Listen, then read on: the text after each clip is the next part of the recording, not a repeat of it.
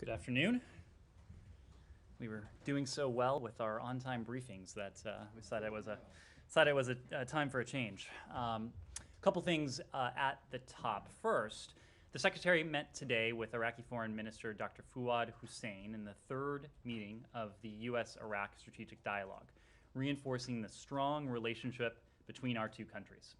Secretary Blinken noted this was his first strategic dialogue since he's joined as Secretary of State, and he noted that this signified how vital the relationship with Iraq is to the United States. It's also why Prime Minister Khatami was one of the first foreign leaders that both President Biden and Secretary Blinken spoke with after taking office. In support of this engagement, officials from our governments reviewed Iraq's political, economic, and security situations, and they welcomed parliamentary elections as important milestones for Iraq's democracy.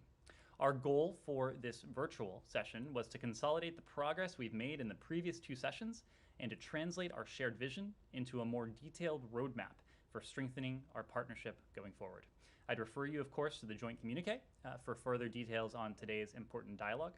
The United States strongly supports Iraq, and we recognize the importance of a successful and secure Iraq to the entire region. I don't. We can look into that for you. And today, we're pleased to announce that working with Congress, we plan to restart the U.S. economic development, security, and humanitarian assistance to the Palestinian people. It includes $75 million in economic and development assistance in the West Bank and Gaza, $10 million for peace-building programs through the U.S. Agency for International Development, or USAID, and $150 million in humanitarian assistance for the UN Relief Works Agency, or UNRWA. All assistance, of course, will be provided consistent with U.S. law. Assistance includes, among other things, support for small and medium enterprises' recovery from the effects of COVID-19, support for needy households to access basic human needs, including food and clean water, and support for Palestinian civil society. A portion of this funding will support the East Jerusalem Hospital Network as it continues to provide the necessary and life-saving treatments to Palestinians. This funding is in addition to the $15 million in humanitarian assistance to address COVID-19 pandemic and food and security that we announced last month. U.S. foreign assistance for the Palestinians serves important U.S. interests and values, including providing critical relief to those in need, fostering economic development, and supporting Israeli-Palestinian understanding, as well as security and stability in a volatile region. It aligns with the values and the interests of the United States, as well as those of our allies and partners. The United States is committed to advancing prosperity, security, and freedom for both Israelis and Palestinians in tangible ways in the immediate term, which is important in its own right, of course, but also as a means to advance towards a negotiated two-state solution.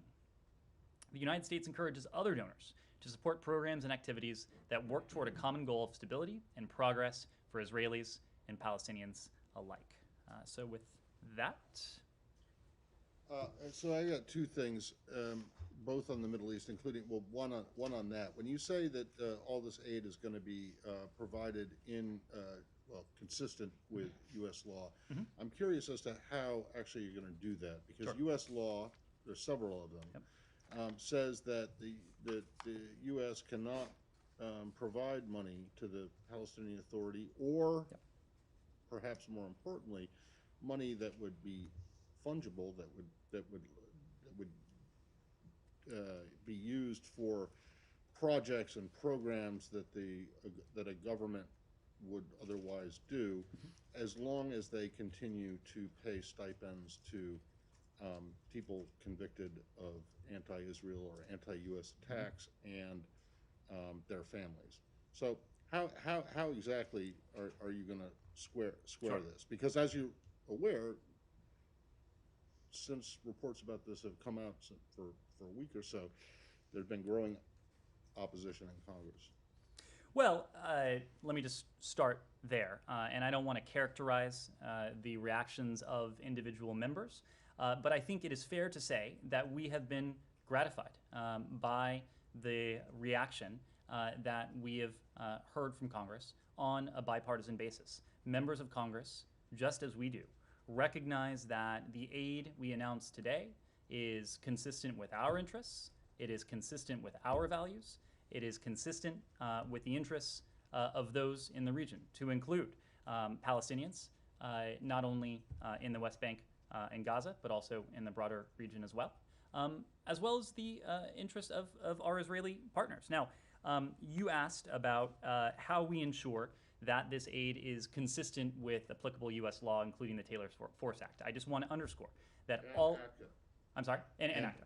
And I just want to underscore that all of this aid is absolutely consistent with relevant U.S. law, including those two statutes. As we do around the world, we provide assistance in the West Bank and Gaza through experienced and trusted independent partners on the ground.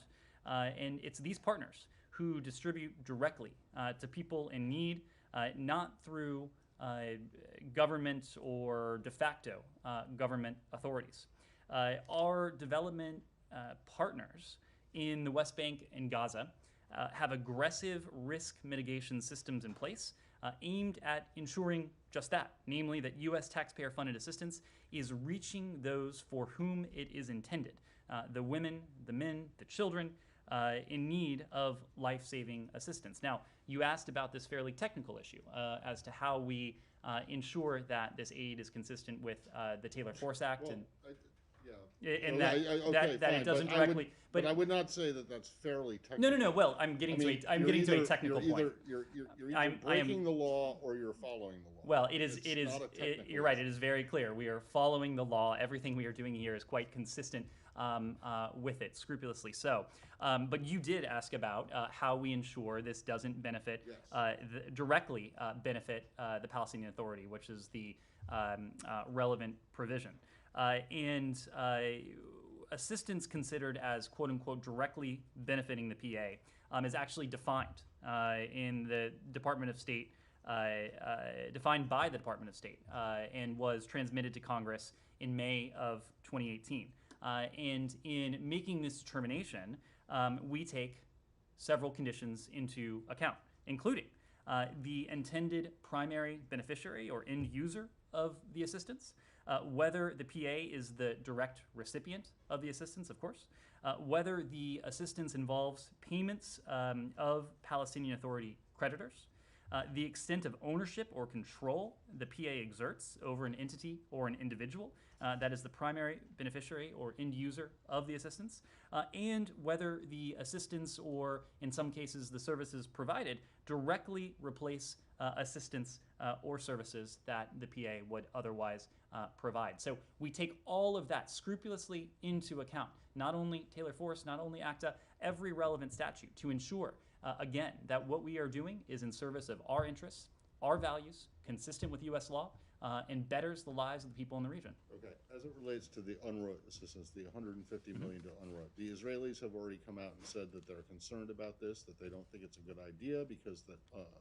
UNRWA, they think, is, well, one, that it's non-transparent and that it promotes anti-Israel activity.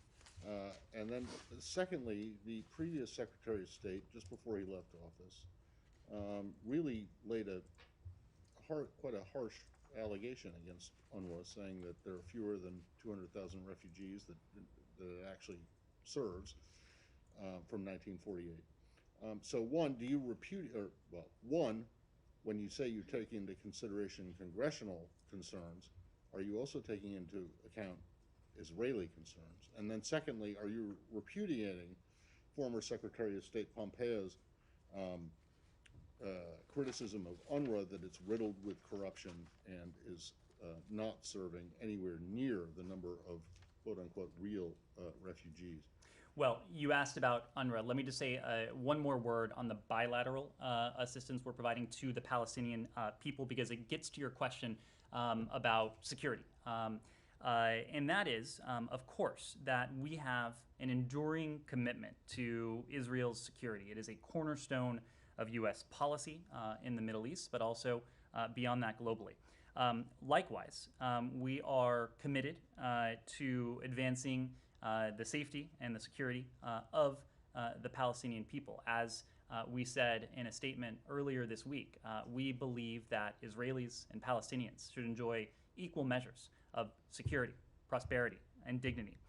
Now, when it comes to U.S. security assistance, that has played a key role in strengthening Palestinian Authority security forces capable of, or in some cases willing to, partner with Israel to address regional instability. We expect that a key part of our security assistance going forward will be working to advance the rule of law in the West Bank for the benefit of all through the development of professional and accountable security and criminal justice institutions. Institutions that, by the way, are able to maintain security and stability in the West Bank, to uphold the rule of law, to contribute directly to regional security, and to protect the population. That is not only in the interests of the Palestinian people, that of course is in the interests of our Israeli partners.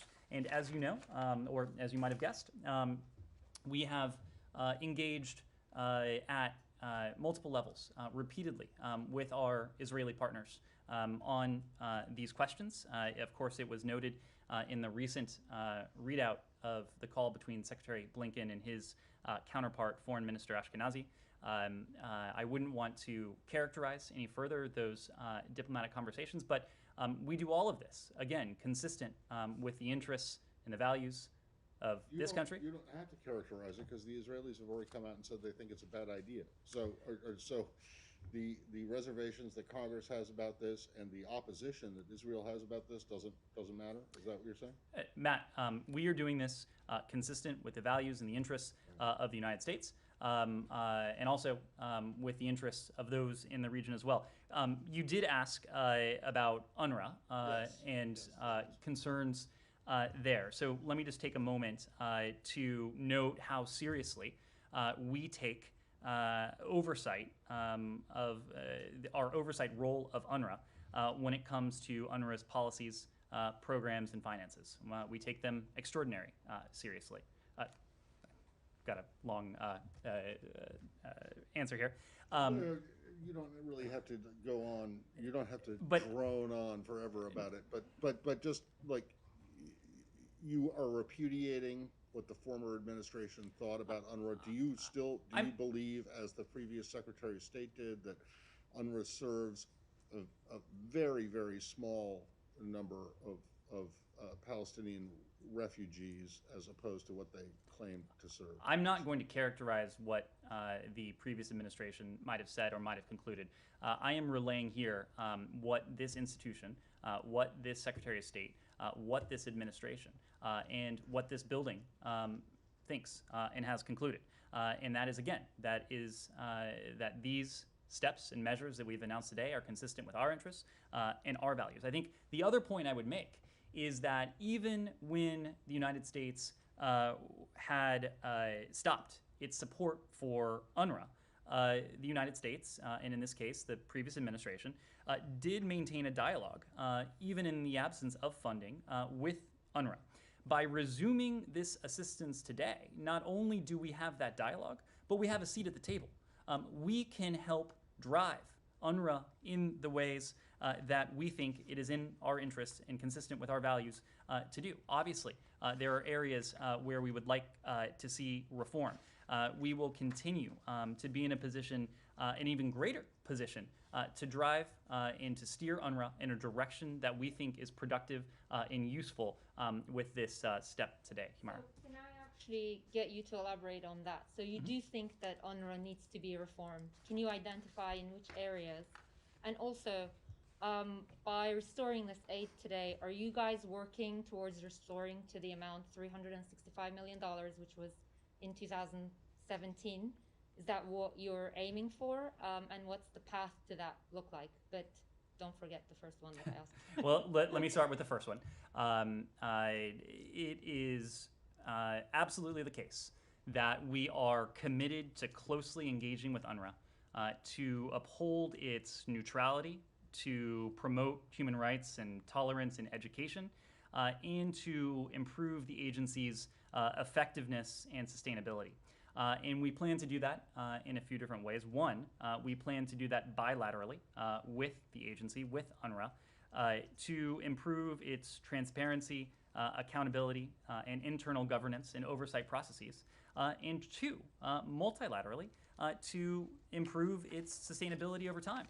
The point I made before is absolutely a critical one, even in the absence of the funding that the previous administration halted.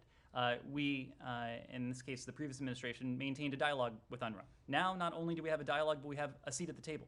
We are able to help affect these reforms that we think are necessary, these reforms that we think are important, in a manner that is much more, that will be much more effective going forward. Yes. Thank you, Ned. I have two questions on the Palestinians and one on Iraq. On the Palestinian issues, so would you say that any part of this money will go to support election in East Jerusalem, since you value the democratic process, number one? And number two, would you say that this money is trying to address a severe humanitarian need, or also double as a carrot for the Palestinian Authority to come back to the negotiation table? These are humanitarian steps when it comes to the humanitarian aid that we've announced today. The Secretary was speaking in a completely different context earlier this week when he said that we don't trade shots in arms for political favors.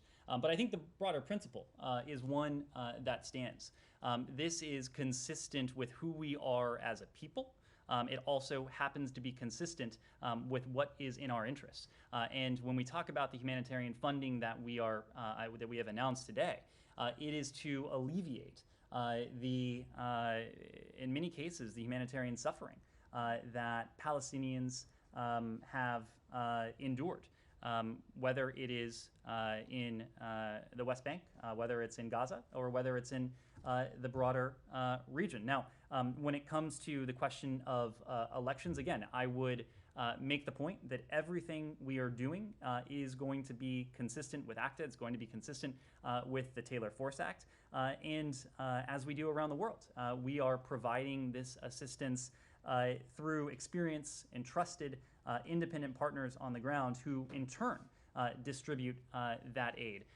Palestinian elections are a matter for the Palestinian people. I think I would leave it at that in terms of our announcement today. Yes? Yes, I'm just wondering if the secretary or any official in this building have made sort of calls with the Palestinian officials ahead of today's announcement. If not, when would they do that? And another question, is there any update about the pledges to reopen the Palestinian diplomatic mission in Washington, D.C.? Well, I would reiterate the point I've said before, that we believe it is important for us to have a partnership with the Palestinian people and with Palestinian officials. I don't have any calls to read out. I would imagine if Secretary Blinken had a call with his Palestinian counterpart, we would be in a position to read that out. Nor do I have any calls to preview, but it is true that we have engaged extensively with stakeholders, including officials in the region, but I don't have any details of that to read out. Now, when it comes to the ways in which we will engage with the Palestinian people and Palestinian authorities, obviously today's announcement, the announcement of funding on a bilateral basis for the Palestinian people and through UNRWA is an important element of that. But it is not the only way in which we intend to do that, but I just don't have any announcements to preview at this time. I don't think you answered my first question. Yeah, I was going to add towards 365.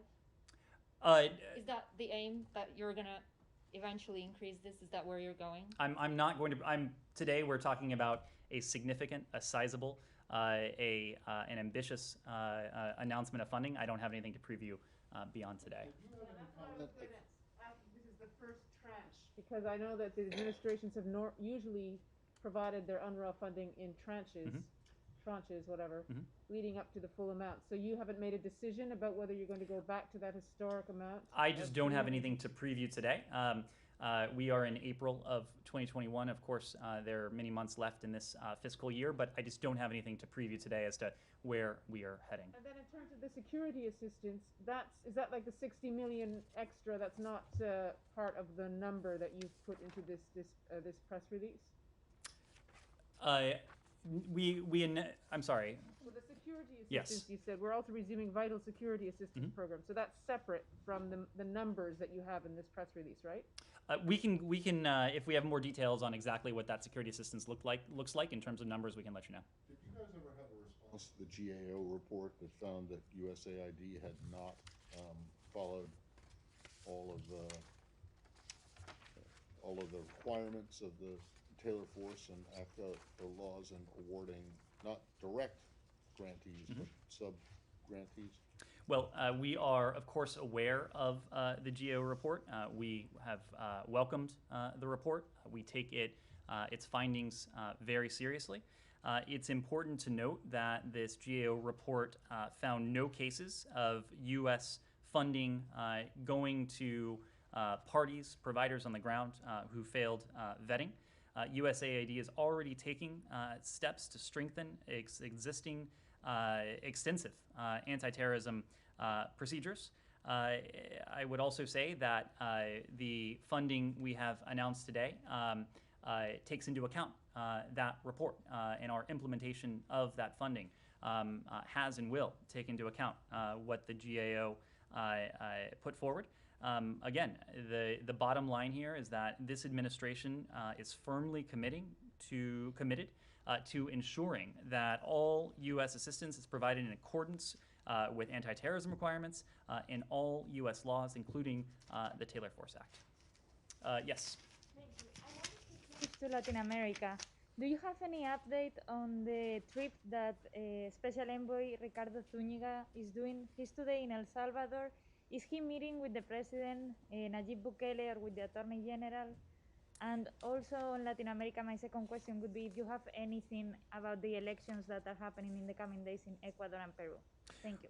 Well, Special Envoy Zúñiga does remain in the region. He has been in Guatemala, I believe. Right now, at the moment, he is in El Salvador. Broadly speaking, he is in the region to meet with key stakeholders on our joint comprehensive efforts to address the root causes of migration in, from, and through the region, as well as the humanitarian efforts to expand access to protection for those in need. We welcome congressional interest and support for improving conditions in the Northern Triangle. It's obviously a priority of this administration. The Vice President is playing a key role.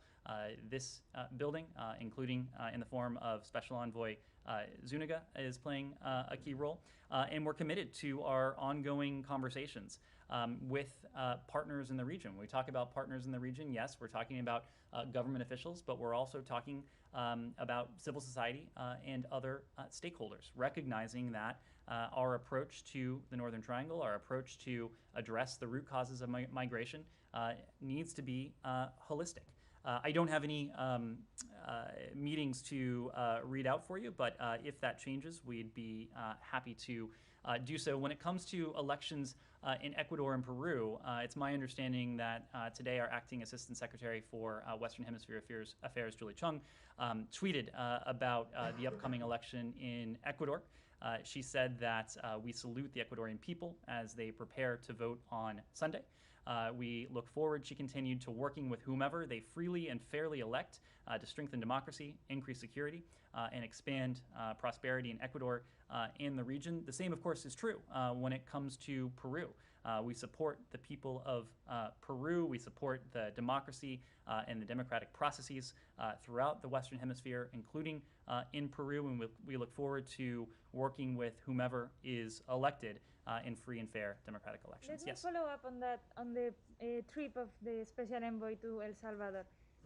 What role do you envision for the government in El Salvador? What role does the U.S. government want President Bukele to play? Sorry, what role do we want him to play in this plan for addressing the root causes of migration? What should the government do in El Well, Salvador? every government in the Northern Triangle has a role to play. This is not something we either seek to or that we could do unilaterally on our own. This is a strategy of partnership. Again, it is partnership with governments, it is partnership with civil society, it is partnership with people. Now, when it comes to the government of El Salvador, we enjoy, as you know, strong relations with El Salvador and its people. And we'll continue to work closely with our Salvadoran partners to address the challenges in the region. And that includes, as we've been talking about, irregular migration. It includes corruption and impunity. It includes governance challenges. It includes respect for human rights, economic opportunity, and security. We'll also continue to focus on preserving and promoting democratic standards, both in El Salvador and throughout the region. We'll continue, and this is a broad point, to emphasize to all political leaders the importance of appropriate democratic institutions as we partner with them. And as I said before, we also engage civil society, groups that promote freedom of expression, independent media, protection of journalists as well. So our goal in all of this is to create the conditions where people of El Salvador and the Northern Triangle more broadly can thrive. And that will require a partnership with all of these relevant stakeholders. Yes? The Vice President's office said that the administration is surging humanitarian assistance to the region. I know USAID announced a DART for the 3 Northern Triangle countries, but is there any update in terms of funding or new assistance that you're actually providing? So we did. The U.S. Agency for International Development and the Vice President in the first instance yesterday did announce the deployment of a Disaster Assistance Response Team, or DART, to respond to rising humanitarian needs in the Northern Triangle, in Guatemala, in Honduras, in El Salvador. The DART is working to mitigate the impact of these challenges that have posed such dire humanitarian implications for the people of the region. That includes recurrent drought, severe food insecurity, the ongoing COVID-19 pandemic, especially in the context of these communities that are, in many cases, still recovering from back-to-back hurricanes. The DART is focused on rapidly scaling up emergency food assistance, programs to help people earn an income, earn a sustainable living, protection for the most vulnerable, and other humanitarian programs. USAID, I believe, is currently providing approximately $112 million in life-saving humanitarian aid to support this emergency food assistance, COVID-19 interventions, the response to the 2 hurricanes, Iota and Eta, and disaster risk reduction activities. Of that sum, USAID is providing $57 million in Guatemala, $47 million in Honduras, and nearly $10 million in El Salvador. And the DART, of course, will build on these programs to build and scale up these programs to reach those in desperate need even more quickly. Now, the assistance I mentioned is in addition to nearly $85 million in humanitarian assistance from this institution, the State Department, in Guatemala, Honduras, and El Salvador in fiscal year 2019 to address the needs of refugees, asylum seekers, IDPs, vulnerable migrants, other vulnerable populations. But none of that is new money under this administration, correct? The amount I just mentioned is not, but these programs are in fact new. The ways in which we are seeking to provide this humanitarian relief are in fact. Just one quick question. New. The Yep. special envoy said yesterday that the administration, the White House in particular, is working on creating legal paths for migration to the U.S. Do you have any more details on what exactly that looks like? I don't. For that I would refer you to the White House for that. Anything else on Latin America? We'll come back there before the end, but I mean, on Brazil, it's now like the epicenter of the pandemic globally, and its health minister last week basically said they're pushing the U.S. to get an earlier delivery of some vaccine doses.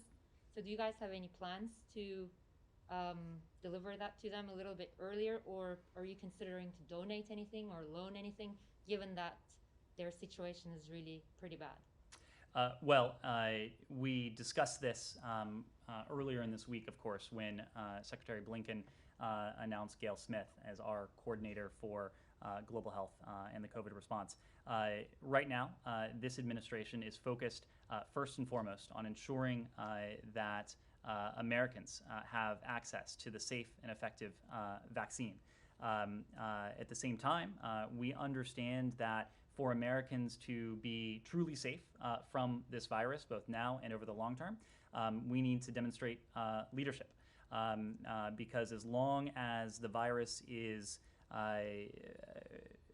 in the wild, it will continue to mutate. It will continue to pose a threat to Americans back here at home. Now, it is true that we have partnered with Brazil on this challenge.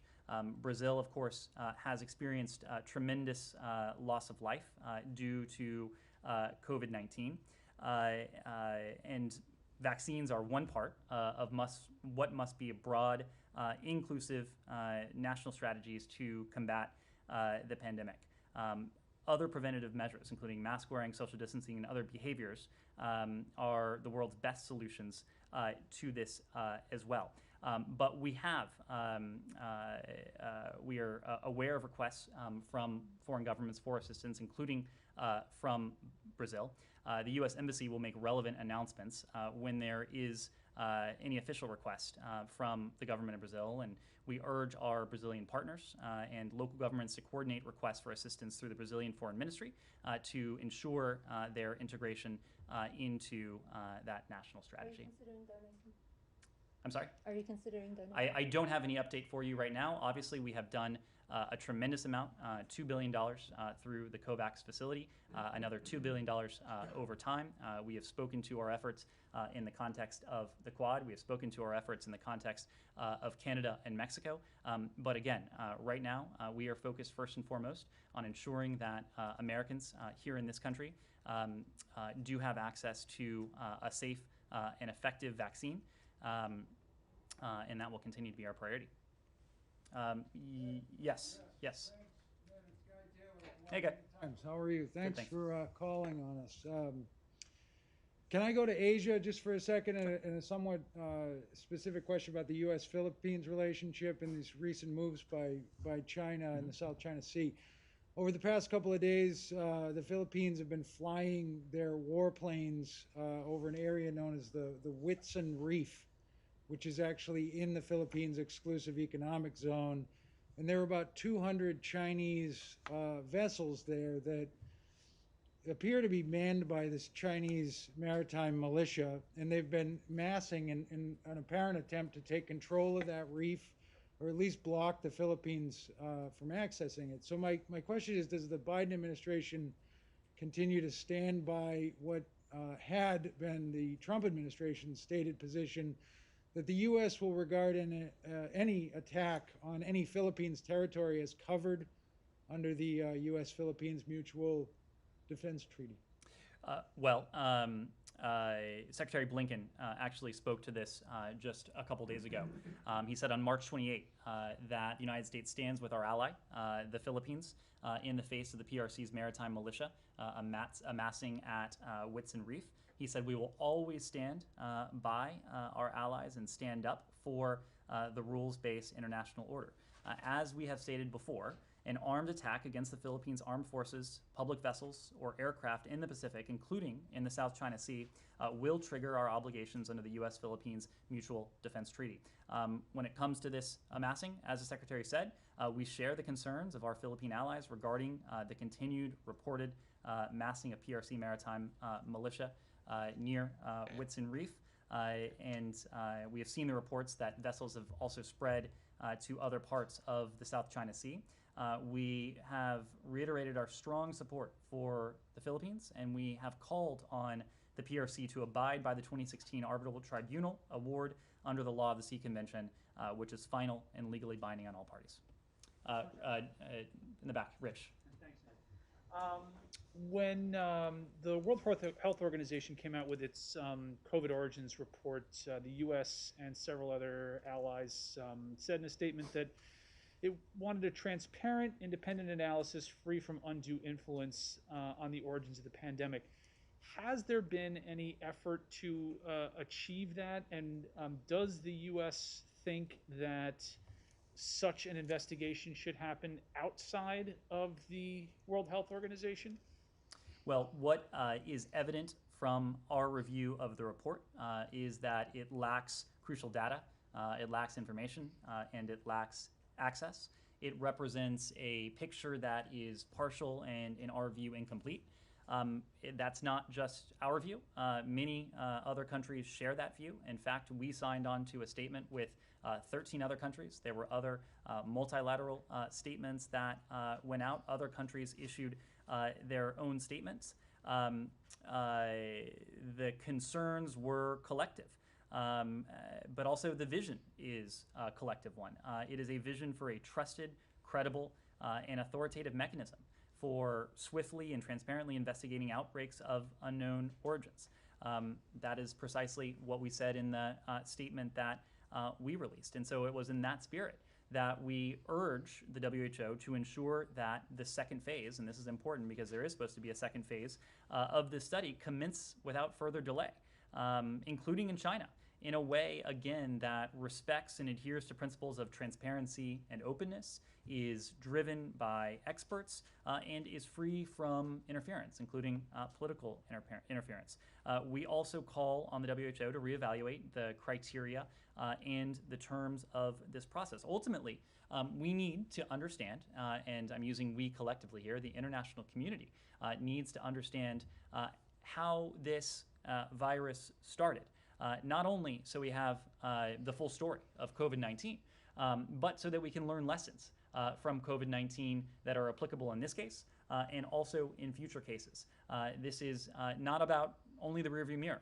It is about working to protect the American people and the international community going forward from public health threats like the one we have seen in the context of COVID-19. Would the administration support an effort outside the WHO framework, or does it believe the WHO is the right path? We believe the WHO has great potential. It has great value. Today, I believe, is actually World Health Day, and we have affirmed our belief in the potential of the WHO. That is why we have re-engaged with the WHO, knowing that when we have a seat at the table, and this applies to another context we've discussed today as well, we're able to help drive institutions in a way that is productive, useful, and effective for our interests and for the collective interests. As I said before, there is supposed to be a second phase of this study, and we encourage this phase to commence without further delay. Yes? I'd like to ask you, did you consult with regional countries on resuming the funding? And are you expecting them, since this is less than 30% of what the U.S. usually gives to the organization, are you expecting especially Gulf countries to fill in that gap? And if I can, on Iraq, the joint statement says technical talks will discuss redeployments of U.S. combat troops. Any idea how and when these talks would happen? When it comes to the humanitarian aid that we announced today, we did undertake extensive consultations, including with members of Congress, including with stakeholders in the region. And it is absolutely true that we encourage other donors to support programs and activities that work toward a common goal of stability and progress for Israelis and Palestinians alike. We have announced this aid today in the first instance because it's consistent with our values and our interests. Of course, it's consistent with what is right for the intended recipients of this. But we also know that when we act, we can have a catalytic effect.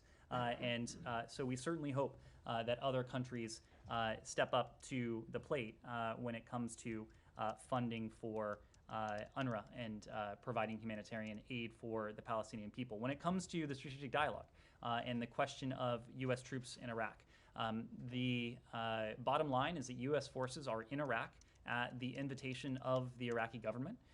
ISIS, of course, continues to pose a threat to Iraq, as well as to our collective security.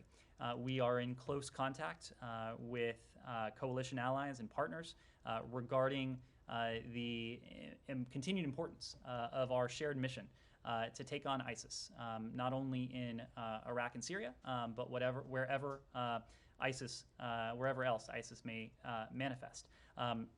I'd also point you to statements recently released by the global coalition regarding our commitment to this efforts. Yeah.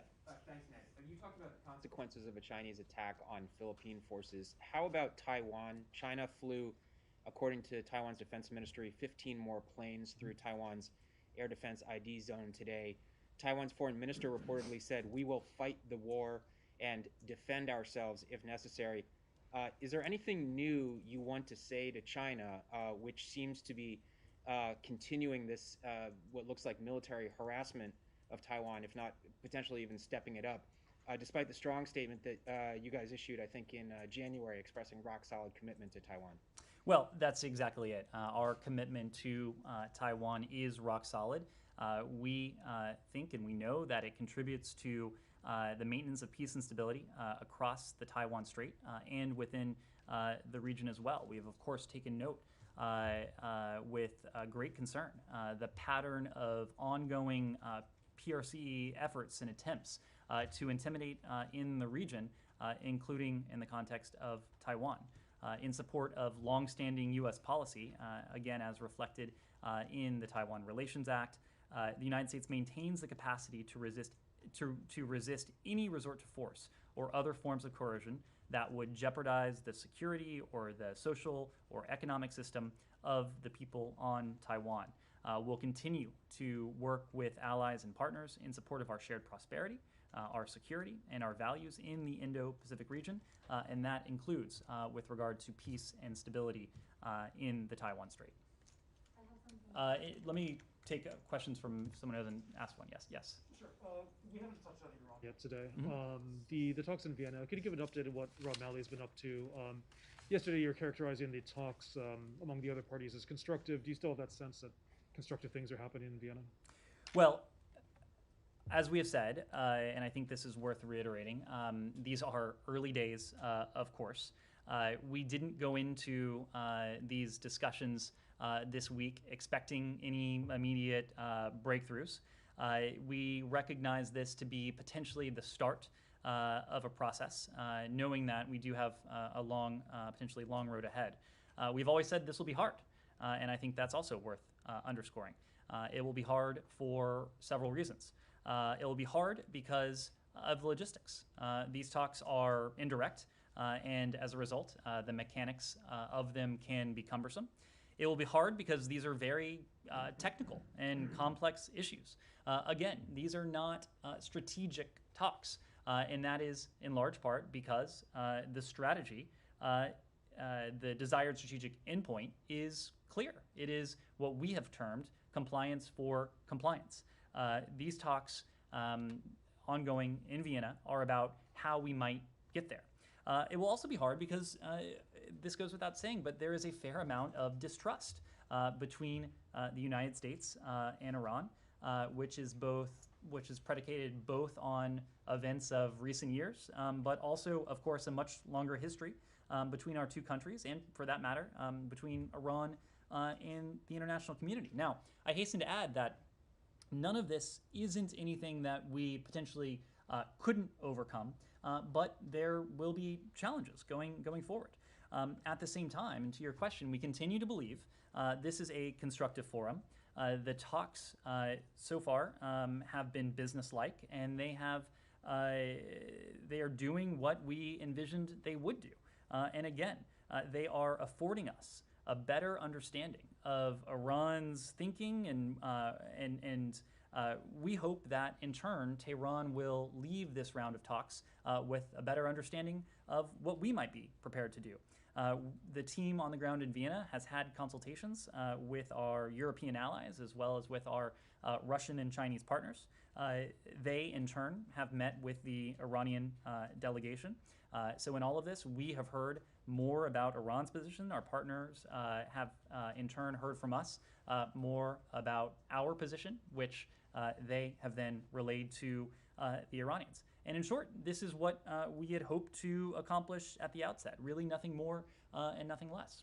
Can I just say, yesterday you had said in response to Andrea's question about the FTO designation on the IRGC, I think I know what you meant, but I need to drill down a little bit on it. Does the administration believe that terrorism sanctions that were imposed by the last administration on Iran, or human rights sanctions, or ballistic missile sanctions, are inconsistent, your words, inconsistent with the JCPOA? Matt, what we are doing in Vienna right now is discussing how it is that Iran might resume its compliance with the JCPOA, knowing that it has taken steps away from that agreement over time, and how we in turn might be able to resume our own compliance with the JCPOA, which would require sanctions relief. Now, when it comes to that latter category of activity, the point I said yesterday remains. We are prepared to take the steps necessary to return to compliance with the JCPOA, including by lifting sanctions that are inconsistent with the JCPOA. I'm not in a position here to give you chapter and verse on what those might be. That is precisely why we have agreed to engage in diplomacy to this effect. The precise nature of any sanctions relief is the subject of diplomacy. But look, both of us were on different sides involved with covering or participating in the negotiations for the deal in the first place in 2015, right? You in the administration, me in this position right here. Terrorism sanctions, human rights sanctions, ballistic missile sanctions are not covered by the JCPOA. Are you saying that you're prepared to lift those sanctions, or some of them, to get Iran back into compliance with the JCPOA, even though they are not a part? I mean, one of the big selling points, as you remember, and as you, I think, went out and said publicly, or at least on background from the NSC, was that the JCPOA did not prohibit any U.S. administration from imposing sanctions on Iran for non-nuclear related issues, for terrorism. Is that the position of this administration, or do you think that in order to entice them, in order to lure them back into complying on their side, that you would or could be able to lift some non-nuclear sanctions? I'll say a couple things. Number one, we are not and will not offer any unilateral gestures or incentives to sweeten any sort of deal or to induce Iran to back to the negotiating table or to a better position at that negotiating table. The second point I will say is that this administration is committed, working in many cases with our allies and partners, to holding Iran to account for precisely the offenses you listed. Its human rights abuses, its support for terrorism, its ballistic missile program. When it comes to those areas, that is precisely why our strategy sees the mutual return to the JCPOA as necessary but insufficient. Insufficient because we seek not only a longer and stronger deal, but over the longer term, working with partners in the region, follow-on agreements to address these very issues. Now, we don't need to arrive at those follow-on agreements for us to hold Iran to account for its behavior, because we will continue to do that right now. When it comes to sanctions, the point I made before remains. We are prepared to take the steps necessary to return to compliance with the JCPOA, including by lifting sanctions that are inconsistent with the JCPOA. can you say then that that removing the FTO designation from the IRGC is not on the table here? I'm just all? not going to characterize that. We are prepared Well, to, you know, to that's we are but, you know, prepared. that's We gonna are prepared to lift sanctions that are inconsistent I get the idea with that you the don't want to JCPOA. negotiate from the podium, but if the fact of the matter is that the FTO designation was not in the JCPOA. You know, terrorism sanctions were not covered by it. So if you're not willing to say that that's not something that you're What I am willing to say is that we will absolutely hold Iran to account for its support last for. one, this will be a yes or no question, and it has nothing to do with Iran. Just Russia. So the Russian deputy foreign minister said today that they're prepared to, you know, send their ambassador back and, you know, have good conversations, as long as you guys, as the administration, signals any kind of interest in restoring ties. Is that something that you guys are prepared to consider at least, or do? What we've said is that yes, we have profound disagreements with the Russian Federation. I have listed many of them, enumerated them on any number of occasions. I won't do it now, but we've also said that what we want is a relationship with Moscow that is both stable and predictable. And we believe that diplomacy is an important tool to help us achieve a relationship that is both stable and predictable, even as we continue to hold Moscow to account for the offenses that I have mentioned before. Let's do Iran, and then I promise we will end with you. Okay. Yesterday, this was asked to you, but it was too soon. It's about that Iranian ship that was attacked in Red Sea. There's reporting by some outlets that Israel actually has informed the United States that it has struck the vessel. Can you confirm, or can you share what the U.S. assessment is? I don't have anything for you on that. Yes. Just a quick follow-up on Iraq. In the final communique, you mentioned the redeployment of troops out of Iraq as a part of an agreement. What does that mean? The redeployment is going to be in the region? Because the headlines is already coming that the U.S. withdrawing troops from Iraq. And what's the difference between withdrawing and redeploying? These are questions for the Department of Defense. It came from you. The communique came from the State Department. But the Department of Defense did take part in the strategic dialogue today. So these are questions that are best directed there. We've talked about the global force posture review that Secretary Austin is now undertaking. I think the point that I would make from here, the point that I would reiterate from here, is that U.S. forces are in Iraq at the invitation of the Iraqi government for the sole purpose of supporting Iraqi forces in the campaign against ISIS. And of course, that campaign remains important and it remains ongoing. Thank you all very much. Thank you. Thank you.